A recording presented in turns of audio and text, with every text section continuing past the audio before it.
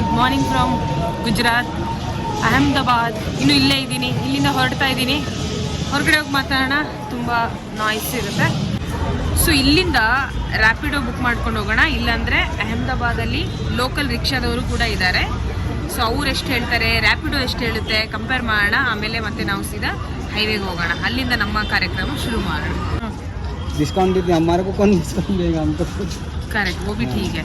Okay sir, thank you, no problem.